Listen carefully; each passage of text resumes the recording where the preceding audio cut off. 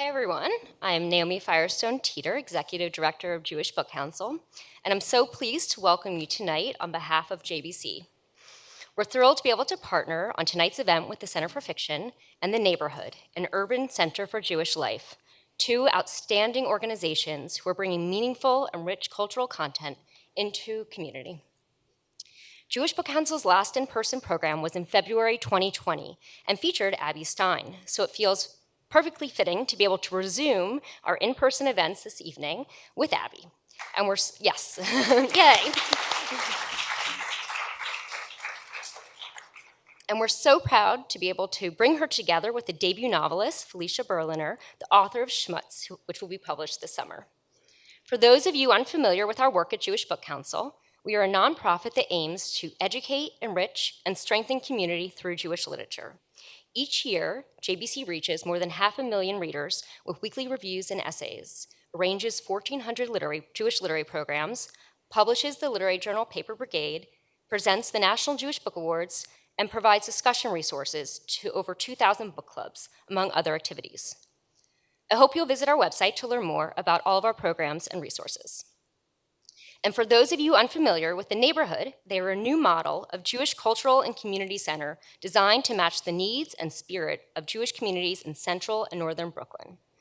While they are in the process of looking for a physical site, they're currently hosting some incredible pop-ups all across Brooklyn, and I highly recommend that you check out their website to learn more about their upcoming plans.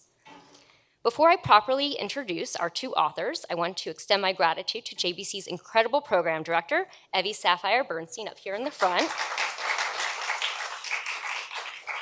who put together and managed tonight's event, to Rebecca Goober and Danny Smith at The Neighborhood for being true partners at all of the ins and outs of developing the program. Where are Rebecca and Danny?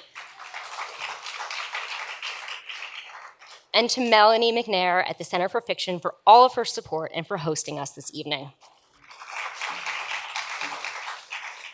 As Melanie mentioned, after tonight's talk, the Center for Fiction will be selling copies of Abby's book, Becoming Eve, and pre-orders of Felicia's book, Shmutz. I hope that whether you're with us in person or watching us on the live stream, that you will purchase both authors' books, and if you're in person, you'll be able to get them signed and also receive a treat from JBC with any purchase. And now, with that, I'd like to introduce Abby and Felicia.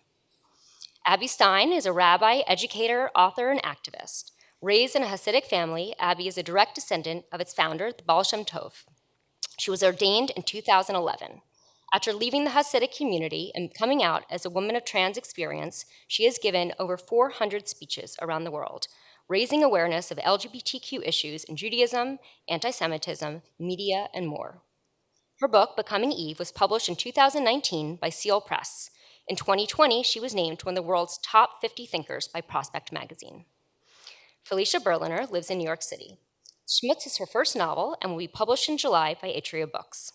She has an MFA from Columbia University, where she was awarded a teaching fellowship and the Henfield Prize, and a BA from Yale University. She grew up in Los Angeles and attended Yeshiva High School. And now I'd like to welcome Abby and Felicia to the stage.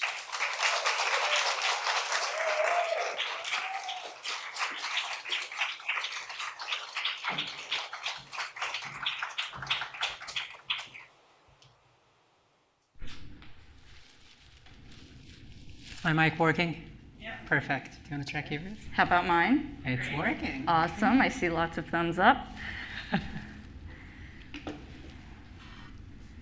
you want me to get started?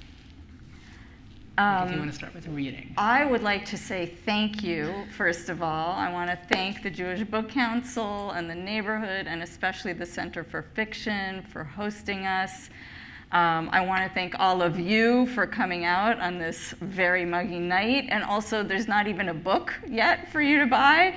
You guys are here for like the book appetizer, or maybe I should call it book foreplay. I don't know.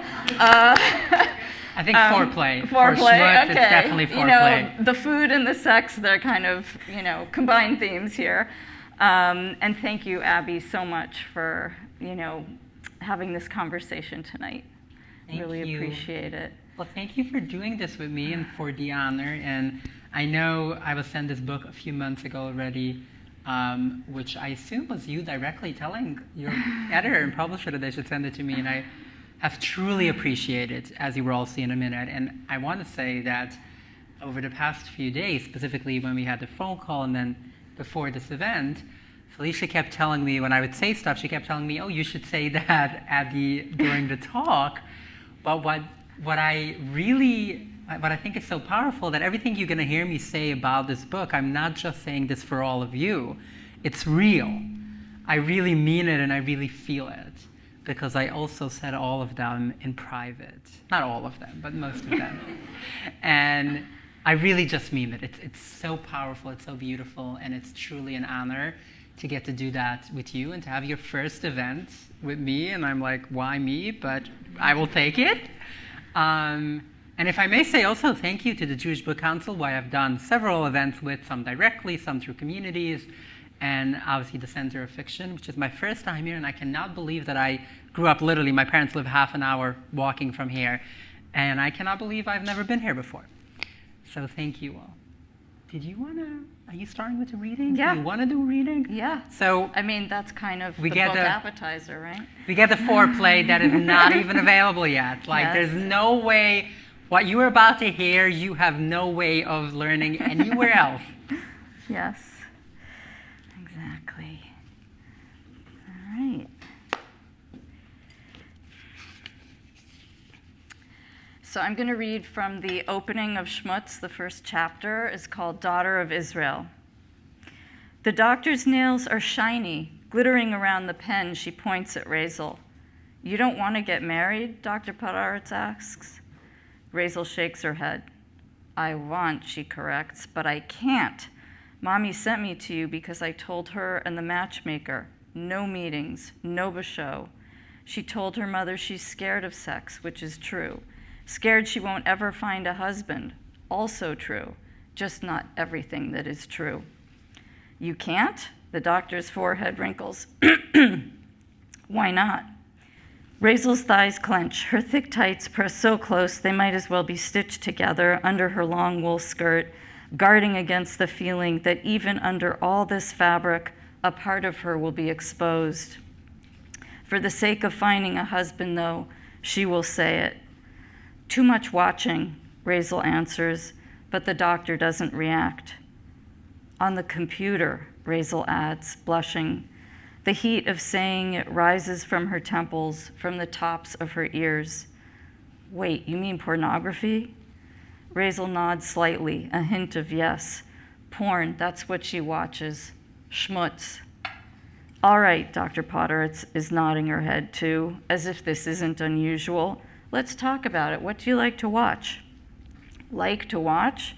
Why is the doctor asking this? Razel looks at the ceiling where perhaps an answer swirls overhead and mumbles to herself, Ich weiß nicht, I don't know.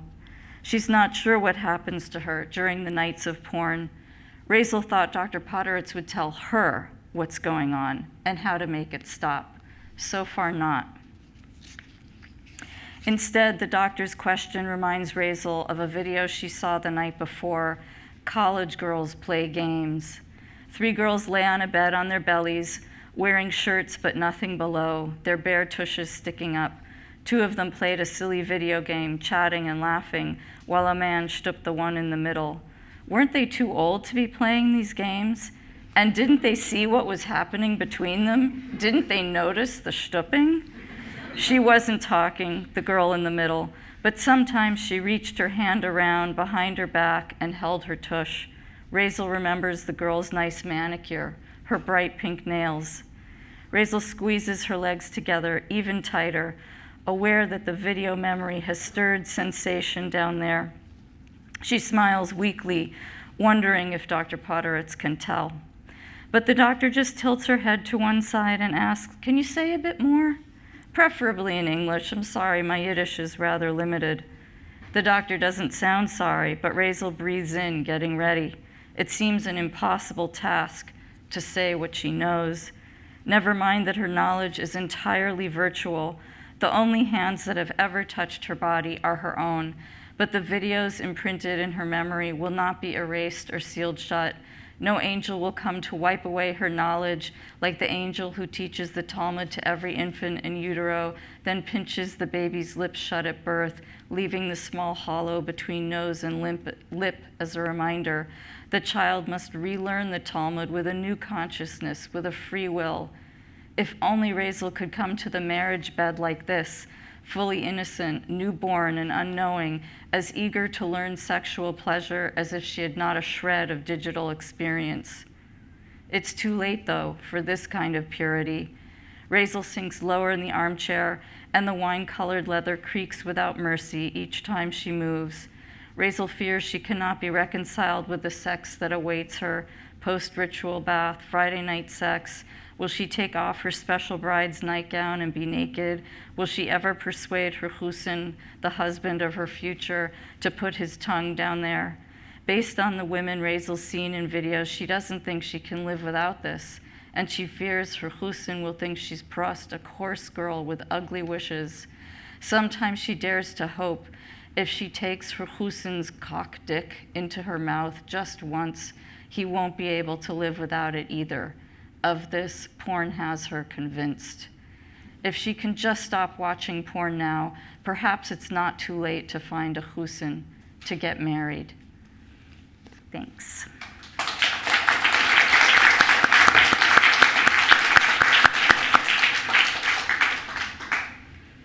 Thank you. This is so powerful. Given that you started with that, is it okay if we dissect that a bit? Because obviously no spoilers in that. You have all heard it. So let me just start by saying, as some of you might know, whether you read my book, if you haven't, shameless self-promotion, we're selling it here, and get it from the center. It's awesome. Please buy this book afterwards. It's so good. Well, you just heard how amazing of a writer she is, so if Felicia says it's good, come on. I want to say that so much of it is so relatable. I write in my book myself how I didn't know there were other people like me. Given that we're being very schmutzic here, I wouldn't mind saying that when I was 4, I tried to cut off my penis with safety pins, which is stupid, I know, but I was 4, so forgive me.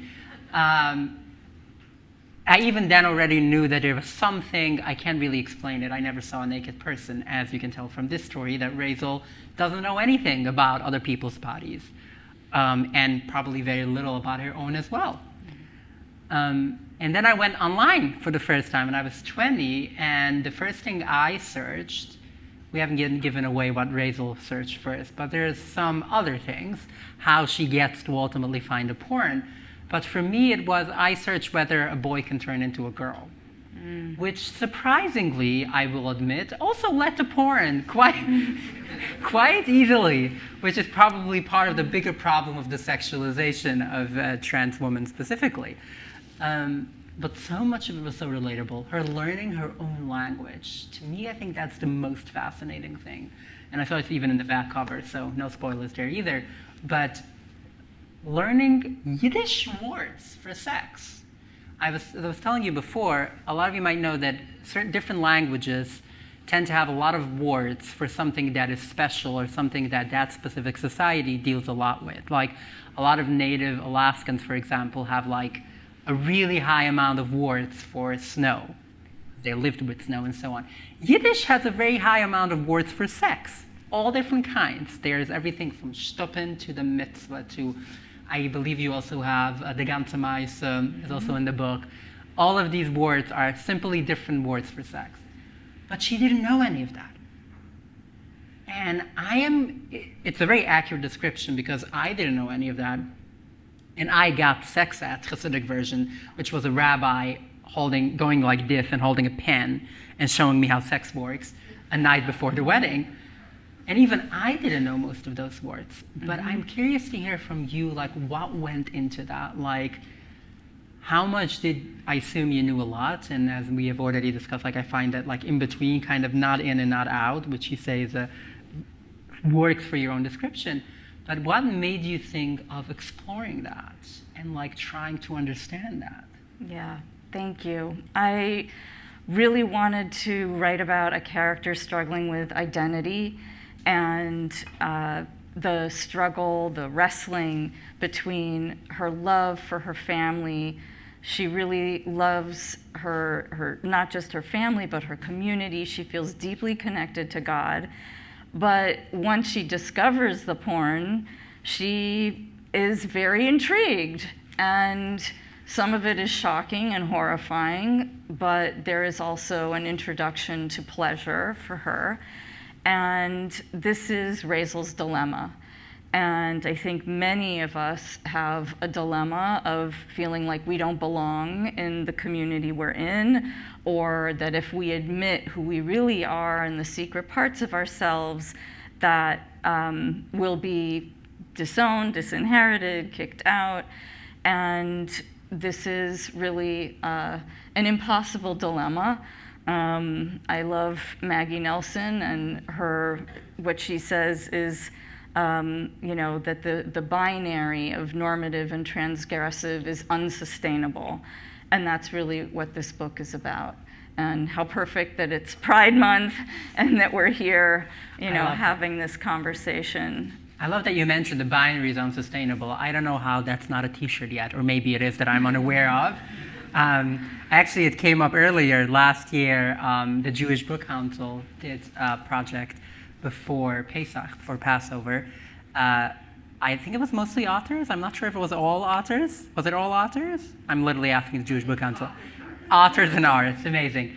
And I wrote a poem, which was one of my only poems I've ever written in English. I used to write a lot of poems in Yiddish and in Hebrew, but the first one, and it was about the plague of the binary. Mm-hmm. And kind of like, and I think that's a lot of what you're doing in this book. It's like breaking down that. I don't know if you want to talk a bit more about that, but I know there's parts in the book where she is struggling about like how with her religion, like she wants to be religious and she also wants to watch the porn and trying to make sense. Mm-hmm. And I think it's even more so coming from, like, I put myself in Raisel's position. Watching porn is one of the worst things you can do. Mm-hmm. Like, somehow lying and stealing, which are actually in the Bible, is not as much of a problem as watching porn, which is a cultural thing, but it's a really, really intense one. And yet, you would expect someone like her to just go like, Raisel to just go like, whatever, leave me alone, I'm going to do whatever I want. But we don't have that binary. We have exactly her being like, I still want to, I know there's one specific thing that I think you know that I'm alluding to, but I want you to tell it because you probably tell it better than me, where she's trying to figure out how to do it when she goes to sleep. Right. And so on. And I think that is so beautiful and powerful. And I would love it if you can share that part. Sure. Abby and I were talking about this because there is sort of a phenomenon of trying to fit inside the religious framework, if that is something you believe in, if that is something that has given meaning to your life. And that is really how I see, the spiritual religious tradition, right? It's making meaning. So, all right, I'm going to give one tiny little spoiler, right? So, I didn't want to give it, so I was going to leave it up to you, see if you want to share. All right, tiny spoiler, we're deep into the appetizer now. So Raisel wakes up very suddenly in the morning and realizes she fell asleep, after watching porn, and she forgot to say the bedtime prayer, the Shema, which is the traditional prayer, really from earliest age, right? That's like what you teach. When you can barely speak. Yes. And I still have it. It's like, Malaik, do you want to hear the Yiddish of it? My yes. mom would always say, Malaik of the rechte hand of the Ziege macht Eugen. It's like you put on your right hand on the closed eyes. It's like a whole, almost like a song that goes with it that literally, I don't even remember when I said it the first time. As soon as you can talk, yep, you say that. And then you say the Shema. There's like a Yiddish preface and then the Shema. Right. So it was shocking to her to realize that she had fallen asleep without saying that prayer. And then she just goes into this, mental rabbit hole, even though she probably doesn't even have that term rabbit hole, of, well, should I say the Shema before I watch the porn? Because then at least I'll know I had said the Shema. And, so if I fall asleep after I'm watching porn, it's okay because I already said the Shema, but no, because, watching the porn negates the Shema, right? So she's in this whole sort of mental conundrum, and I want to thank Daniela Wexler, actually. This kind of spun out of a conversation I had with the editor who bought the book. So I like to give credit. And what is she going to do? She finds herself in this bind, and this is how I think people who really carried this faith, and certainly Razel, she wants to fit in to her faith this thing that does not fit into her faith. And she's walking around with this conflict all the time. And I know that, to me, that seemed like a point of comparison with your book, because I know that there was a time when you missed prayers also, and were trying to think your way, in a kind of Talmudic mental argument, how can it be okay that I'm doing these two things that are completely in conflict with each other? Yeah, and thank you for bringing that up. For me, it was very interesting because I would go from, for example, so Hasidic boys, and I'm saying boys in quotation marks, as in people who are assigned male at birth, who aren't really given an opportunity to do anything else with their identity, but from age 13, you're supposed to put on tefillin. I know there's a technical translation that like English Bible uses, but I don't really like that. It's like a made-up word that people usually don't know either. It's like a Greek or Latin word, and I'm like, great, beautiful. But it's more like, it's like leather boxes, for those of you who have never seen it. It's leather boxes with a lot of, with leather straps, which suddenly sounds like a sex toy. It does, and that was under consideration and rolled out. We'll have to do in the second book. Exactly, where that in the comes. Sequel. Yeah, that has to Bondage. be a scene. I Googled that on your own risk, but there might be certain photos online involving that. But so there's something that you have to put on every morning and then pray with it. But even if you can't pray with it for whichever reason, you still have to put it on. But in the Hasidic community, in Orthodox communities, only boys, only men put it on. In other communities, specifically in the conservative movement, there's also a lot of women who wear it. But the way I grew up, it was only men. And for me, there was a lot of times that I wouldn't put it on. And to be honest, if I'm being honest with myself, the reasoning for that was a lot more depression than anything else. And I just didn't want to wake up in the morning or stuff like that. So my justification, though, always was, it was never like, oh, I don't care anymore. This religion is traumatizing me. It was rather, I'm a girl. I don't have to. So kind of like trying to justify that.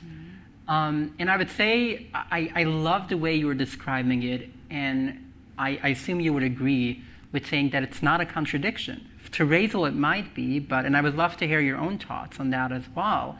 But I know for myself, and I think this is perfect for Pride, and so much of the work that I've been doing, and actually my next book that I'm writing that's coming out next year that is focused on Jewish texts and LGBTQ issues, is very much this idea that it's not just that what people might consider that it doesn't add up. Like my parents.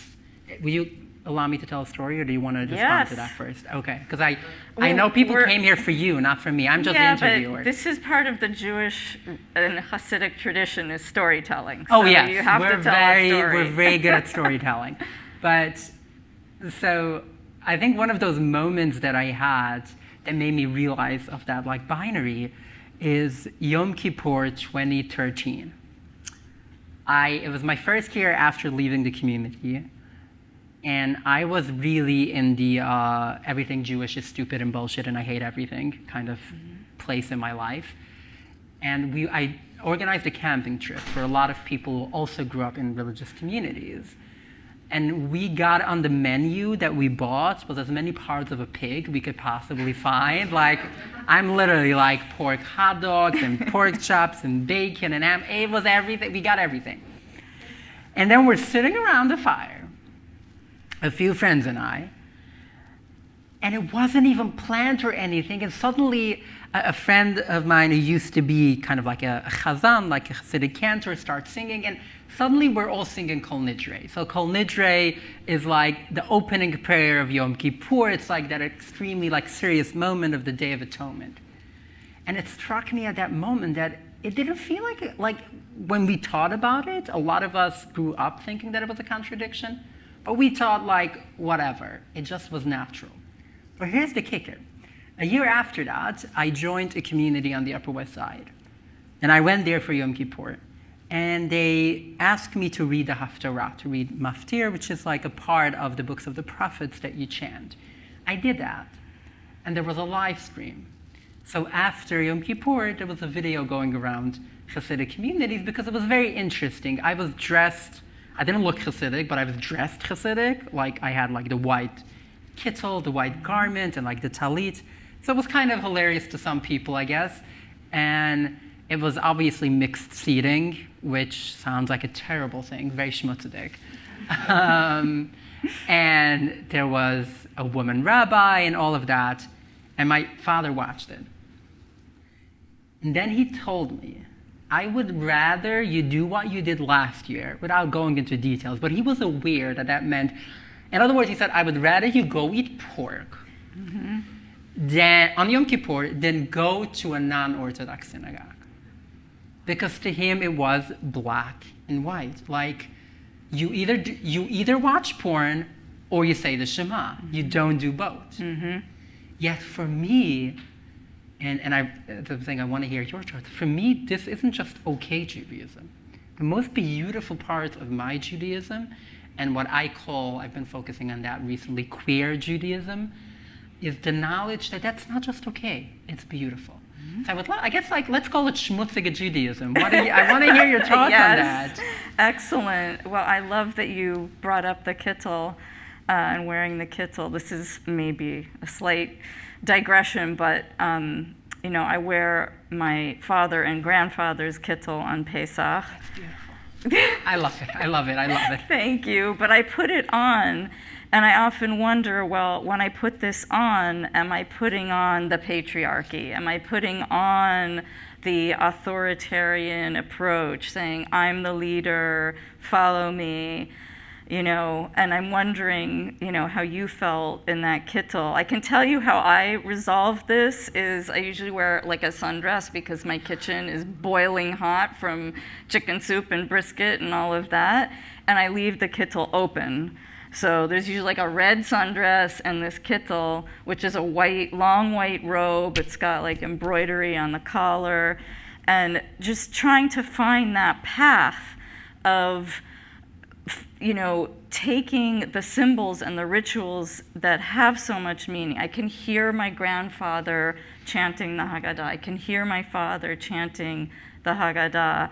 And now to be chanting, but in concert, I hope it's a little bit more in concert, with my family and friends, and that there's a new definition of leadership and a new definition of ritual.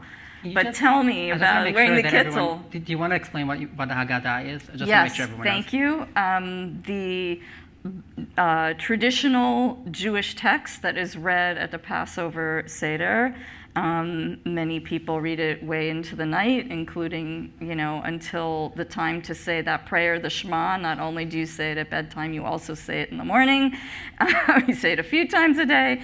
So some people, traditionally have a custom of extending the Seder very long, reading the Haggadah. So, but back to the kittel and wearing the garb of tradition, but being inside, like not the right body and not the right clothing, and maybe even a different sense of your own soul from what that kittel was when you wore it previously. So here's something very interesting about the kittel that we wear. So my family actually has a relatively, well, I would say today it's unique. They claim that that's what everyone used to wear as a kittel. I don't know if it's accurate or not. But actually, instead of one that you put on it looks like a doctor's coat, like a long jacket, it's actually you pull it over. So instead of being open all the way, it's a lot more like, like a very long button-down t-shirt, like a t-shirt, a polo shirt, but just very long, that goes to below the knee. So it has about, I think, 6 buttons, and the rest is like one big piece, and it's closed. And then the real kicker is it's made of 100% linen. So it's actually very heavy, but the way it looks in most cultures, it would be considered quite feminine.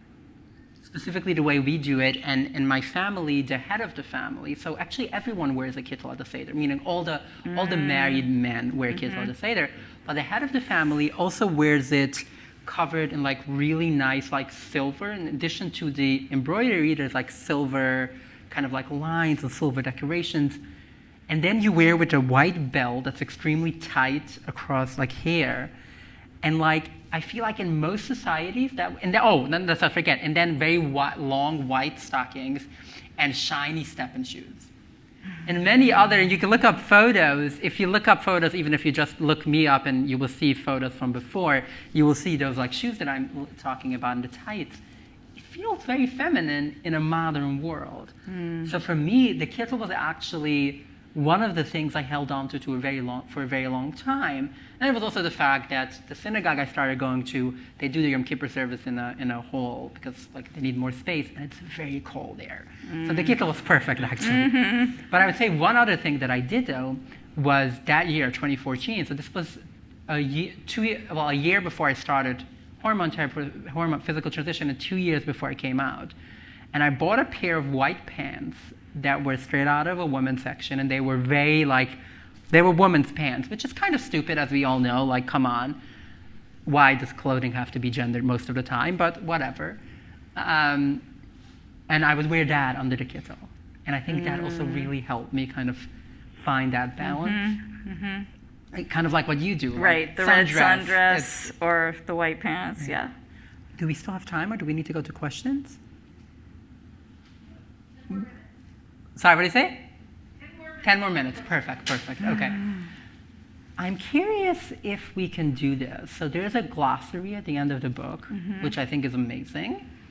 And assuming you think it's not going to spoil too much, I don't know if you want to read some of it, or should I like choose some and read? How about we both? Do you want to both do it? Let's do it. I feel like if you really want to get a taste of the book, just look at the glossary, and if you don't want to buy the book after that, I'm judging you really hard, sorry. So you're getting appetizer and dessert. Yeah, I think that's perfect. You have to get the book for the main course, so. Yeah. And I think it's really some of the words I was looking, and like I know which ones I want to read, but I want to hear what you want to read first. And there's some really good ones. What's interesting, well, there's a few interesting things about the glossary. First of all, I want to thank my amazing, extraordinary, devoted agent, Ellen Levine, whose idea the glossary was, and I just, I wish on all writers a gift of an agent like Ellen Levine. Yes.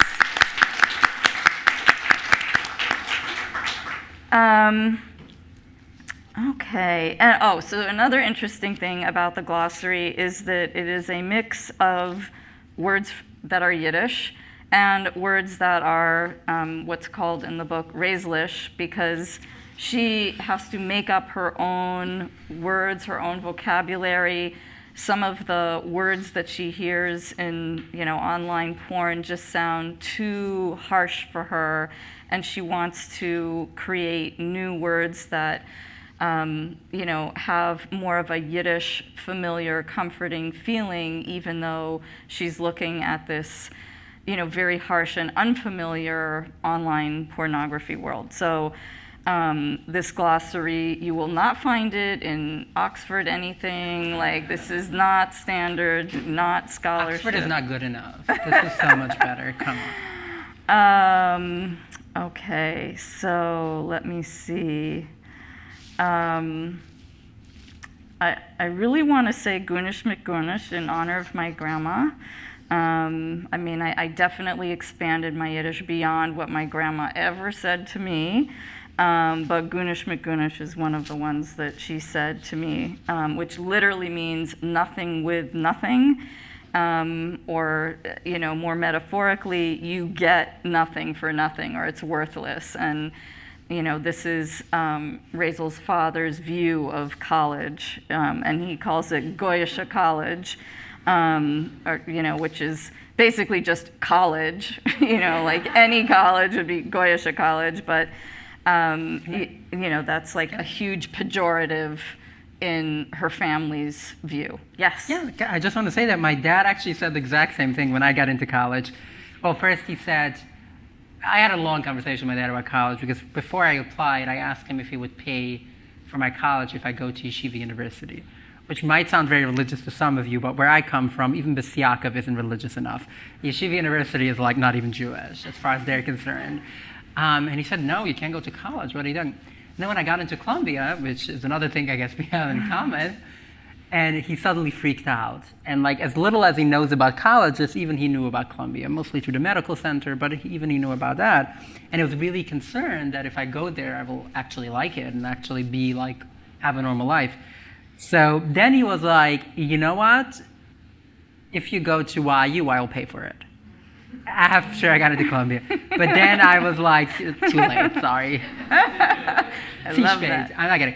But then after the end of my first semester, I showed him my transcripts, and it wouldn't even look on it. It was just like, Severt Gunish mit Gunish. It's worth nothing, but like kind of like that. Did you want to read a few more? Well, read a few and then I'll continue. Oh, I have so many that I love. I want to, obviously, so first here's Shmutz, and I know we discussed that over the phone, which I love. So Shmutz is obviously you have, not here, it's in the back of the book. The definitions that you have, which are dirt, which is literal, and then Shmutz and like pornography, which is what it's used for. But interestingly enough, I heard it also a lot when talking about gay people. I didn't hear a lot about trans people ever, but when they wanted to talk, and I remember specifically in 2008 during the local elections, it was at least the first time I was aware of a strong conversation about the possibility of legalizing gay marriage in New York State. It failed at the time, but it was one of the first attempts. And there was this whole thing about the Hasidic community supporting like candidates who supported gay marriage. They still support candidates who support gay marriage to this day. They never stopped. But then I remember hearing constantly that, we can't vote for that candidate because he supports schmutzige Sachen, which was referring to gay marriage. So Shmutz is also used for LGBTQ people, which I think is beautiful because it's another thing to reclaim, kind of like queer. Yeah. And like I love what you're doing throughout the book with Shmutz. It's just, even I didn't think about that before, and then as I'm reading it, I'm in love with the Shmutz, which is weird because that's what my parents would say that I'm doing with my life. In a negative way. But I have like 3 words here which I love because they're so expressive in Yiddish, and they all start with ich, which is I, and they have translations, but I feel like they don't have the juice when you say that in English. So ich hab vergessen, which means I forgot. Ich kenn nicht, I cannot, and ich weiß nicht, I don't know. But I feel like I don't know if you would agree, but I feel like I forgot is not ich hab vergessen. Ich hab vergessen is usually not just I forgot, it's like I forgot, but with the whole like, oh my God, I forgot. I don't know how else to explain that in English. And the same with the others. And one of the beautiful things that I was not expecting when I started reading the book is I feel like this is a love note to Yiddish, to the language. Very much I don't know so. if that was an intention. Very much so. And Absolutely. it's just so like, you find, I still have that. I've been speaking English for 10 years. Only 10 years, but for me it sounds like a long time. And there's constantly, to this day, and I went to Columbia, I actually had to go to and actually study the language, and I don't get to speak Yiddish a lot because my family doesn't speak to me. And I still, to this day, get to a point where I'm like, okay, I can't say this in English. This can only be said in Yiddish, and so on. So I don't know if you want to talk a bit about, like, it was obviously a decision that went into this because a lot of the words are not like, you could have totally written them in English and the book would still be great. And I would love to hear you talk more about the Yiddish. Thank you so much for highlighting that. I mean, it really is, as you said, a love note to Yiddish. You know, in this book, Yiddish is both familiar, the Mamalushan for Razel, and yet she's finding new Yiddish that she never had growing up. Because certainly in her home, nobody was ever giving her the body parts in Yiddish, or all those many words for sex were never spoken in her home. So she is like reappropriating her own language that wasn't her language as she was growing up. So that process was really interesting to me. I've seen, other books where, languages are mixed in and no italics. Like, I definitely did not want any italics for the Yiddish words. If anything, in this book, the English should be italicized, right? The English is the foreign strain language. But that would really confuse everybody. So we didn't do that. I think that's fair, though. Like, as a native Yiddish speaker, it's like no one assumes ever the Yiddish as a norm outside of the community. And maybe we should do a book where the English is italicized. It's fair. Yes. Yeah. So, and the word Shmutz itself, first of all, it's funny, right? I mean, you hear Shmutz and you want to laugh, which is awesome. And it goes with, if you're going to have, some German root words, Weltschmerz or whatever, you're putting words together, you can do that with Yiddish, So I'll just give away a little bit of Ray's list. She talks about the Interschmutz, right? So then instead of the internet, we have the Interschmutz. And she also finds there's something very mesmerizing in those few inches of space between the screen and the porn, at-home participant. It's something more than observer. And in that special, blue light space, it's what she calls the Schmutzlicht, which is, like Schmutz light would be the literal, dirt light would be the literal translation. At this point in my head, Shmutz is English too, or something. Like, it's not a foreign language anymore. I think it might actually be in some English dictionaries. I wouldn't be surprised if it is. Yeah. So that way, it's a way to make something that is foreign, that is exploration for her, that is the unknown and the uncharted, a little bit more familiar. And I think it relates back to what you were saying of bringing these things that are seemingly in conflict into some kind of harmony. And she's doing that through language. So that's what I have to say about Yiddish. That's so powerful. And as I said, like, for me, I'm a bit of a, let's just say, the more further away I get from like only using Yiddish in my day-to-day life. I still use it. I have some of my siblings and family and so on, but less on a day-to-day basis, at least not as much as I want. The more frustrated I get sometimes with how little credit Yiddish gets sometimes, or like, and don't ever say the word reviving Yiddish around me, I'm gonna punch you. I'm not gonna punch you, but it really makes me angry in the sense of it's a living and breathing language. We can talk about reviving secular Yiddish culture, which I think is something that is so beautiful and something that, for all intents and purposes, like Hitler succeeded in killing, pardon my casual Holocaust reference, that's another thing we do in Yiddish all the time. And it's so amazing for me personally to just like have something like what you have created, it could be it exists out there, but I had a hard time finding one specifically written by someone who did not directly grow up in a Yiddish-speaking community. Is that, assuming that's accurate? I think you mentioned your grandma spoke Yiddish, but yes. And I just, to me personally, and I know it's going to be for a lot of other Yiddish speakers, everything from grandparents whose kids don't speak Yiddish anymore to like people my age who come from religious communities, and suddenly there is something so religious and so not religious, not in Yiddish, but so much respect for Yiddish and so much of the richness of that our language has. And I just, sorry, I feel like I'm getting slightly emotional. I don't know why I'm saying sorry. But I mean, like, I'm really grateful to you for that. And I think it's a beautiful creation. Thank you. Thank you so much. I want to reassure people who don't know any Yiddish that you can understand it without knowing any Yiddish. Most things are either directly translated or through the context you can understand it, so don't worry if you didn't grow up speaking Yiddish. And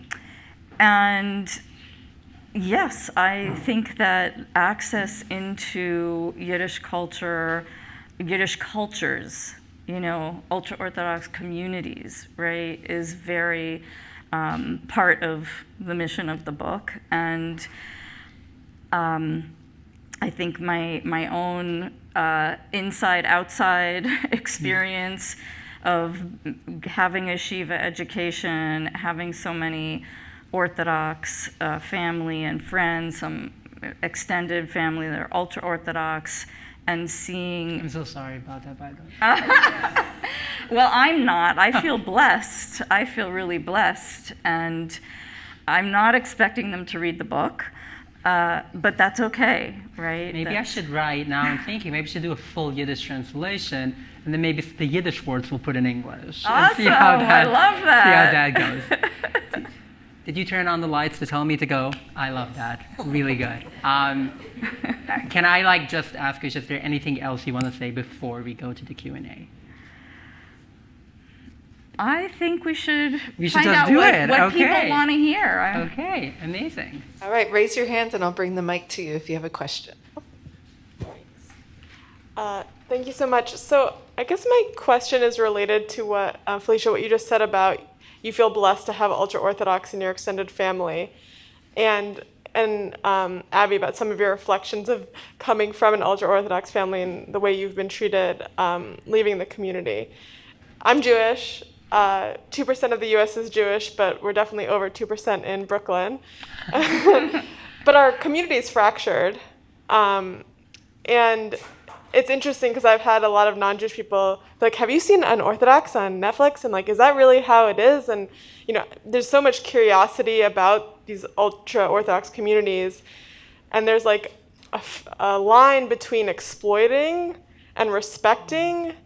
And I'm just curious, as you wrote the book, Felicia, how did you navigate that? And I guess for both of you, as Jewish leaders or Jewish authors, or however you identify in the Jewish community, what are your thoughts on how do we bring our community back to some place that is respectful, even if we explore our culture differently or different expressions of our Judaism?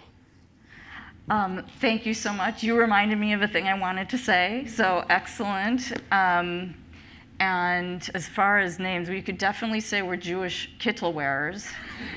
I have more in mind in a while, but yeah, I used to, yeah. And you brought up unorthodox, which that's what reminded me. I really wanted to say that for people who want a deep dive into Hasidic culture, there are so many amazing memoirs. Of course, Abby's is really beautiful.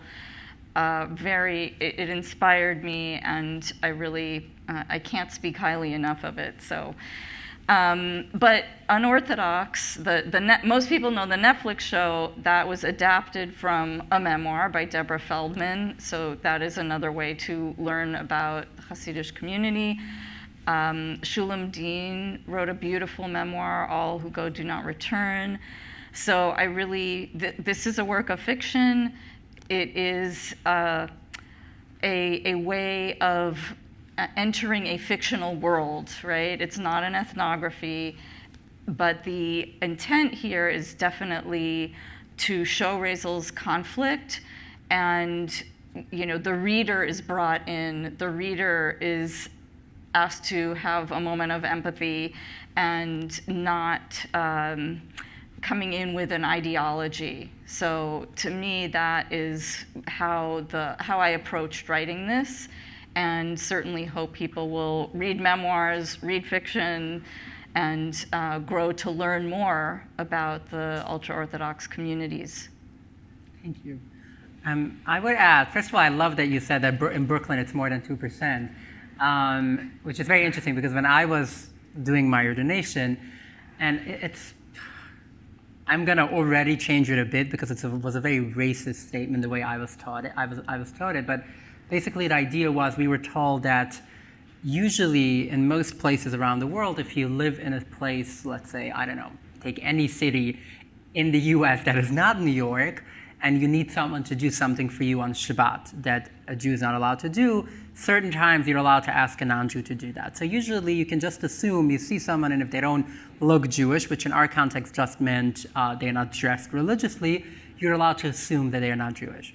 In New York, we were told there's a halachic concept of a recognizable minority, and you are not allowed to assume that someone who doesn't look Jewish isn't Jewish because there's so many of us. So I just really like that. It's whatever. It's a very weird statement. I'm saying like even the Hasidic community is aware of that. Now about how to approach it. So Unorthodox was I think it was really well done. The book is amazing. The TV show I think was well done. I was involved with it a bit. If you ever watch it again, try finding me. I'm in the background 2 episodes. But more importantly, what's important to remember is that Unorthodox is not trying to tell the story of the Hasidic community. I think a lot of people missed that when they were watching it. It's trying to tell the story of one woman leaving the community. And that's, I think, a very important distinction that I think everyone should keep in mind. When you read something, when you write something, when you watch something, there's a big difference between trying to tell the story of a community and trying to tell specifically the struggles of someone leaving.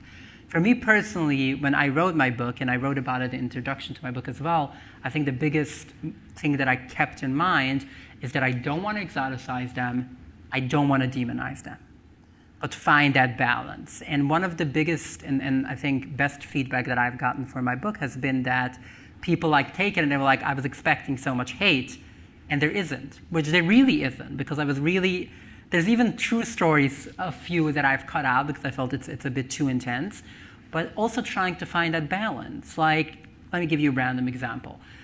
There's Shavuot coming up, which is a holiday that's starting this Saturday night. And I have a lot of good memories from that. So I have a cousin who runs a Hasidic bakery. And I called him up today and they were like, can you make sure I get some of the foods that I grew up with, whether it's blintzes or cheese latkes and cheesecakes, but I want the Hasidic one. I want the real ones. And that is because it's beautiful, it's delicious, and I love it. I have a lot of great memories that I try to make sure. The way I approach it always is I tell people, tell the truth. If there's a true story that makes the community look bad, that's not my problem. But also, it's very easy to just focus on the negative part, specifically when you've been traumatized. I'm not going to go into details, and I don't want to spoil my book either. I still want people to get it, even though it's been out. But you can read it, and there's a lot of physical abuse going on. Not sexual, but there's physical abuse going on, and a lot of other stories. I could just be like, I'm traumatized. I hate you all. I'm going to cut out all the nice parts. And I think it's really important to just keep in mind, tell the stories, but only what's true. Don't make it worse. I know it sounds amazing to talk about having sex through a hole in the sheet. No one does that. Don't say that. Don't lie. I don't think we have to justify what they do, and we don't have to be like, oh, this is bad, I don't want to say it, but also make sure to tell the whole story. Yeah. And this Shmutz is not set in any particular sect very deliberately. I did not ever want somebody to think, oh, well, in this sect, the young women are watching porn, right? Like, no. This is a hybrid, hypothetical, imaginary Hasidic community, and, my family is not from this community, but I really feel my whole life has been fed with relationship with Orthodox thinking and Jewish texts and, family, extended family, not Hasidic, but in communities that are really thinking in this way, in this religious framework, which really gave my imagination a lot of room to run with Razel. Your questions?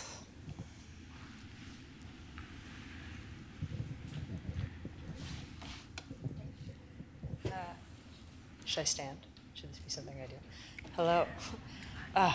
I just thought of another question, but I think they're both quick, quick answers. One was, it's obvious that your books are educating the larger world about what goes on and what it's like to grow up in these communities. And I'm curious if you find that your own communities are starting to shift in any way, or, recognize what you're talking about, or if you think the conversation is really just with everyone else and not your own community. And then the second question I thought of after hearing what you just said was, I was curious what compelled you to write about this community if it wasn't the one that you grew up in? I'm just so curious, and like, I guess how you went about the research for that.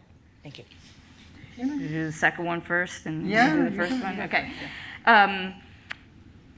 That lifelong relationship with the culture, with my extended family, a yeshiva education, all of that really fed the imagination, the wells for this book, and wanting to have a character who really is coming to sexuality and pornography completely from a place of no knowledge and no information.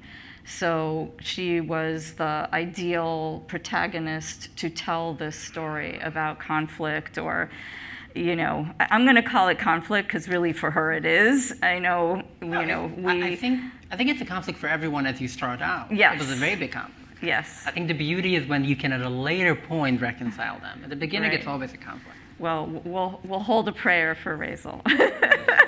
Or I'm hoping for a follow-up. I don't know. Yeah, maybe that's the sequel. Yes, there you go. Thank you. I would say yes and no. So here's the thing. I remember this is one of a moment that really stands for me, and I think a lot about that in my work.